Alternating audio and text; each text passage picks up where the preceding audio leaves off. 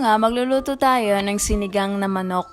Bale, meron nga tayo ditong kamatis, sibuyas at bawang. Syempre, automatic na yan kasi yan yung nagpapasarap sa ating lulutuin. At syempre, para malaman din ng ating kapitbahay na masarap yung ating ulam. Ganon! Eme!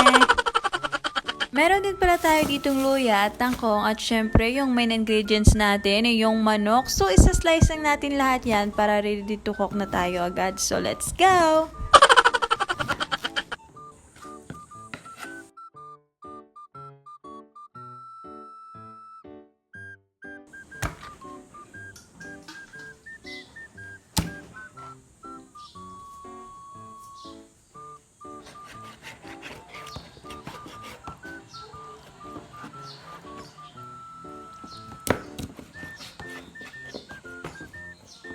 A few moments later. So, ito na nga, natapos na natin slice ang lahat. Siyempre, ano pa bang hinihintay natin? Magluto na tayo! Bali, hindi ko na isa-isahin guys yung mga nangyayari dito. Manood na lang kayo kasi nga napapagod na ako mag-voice over.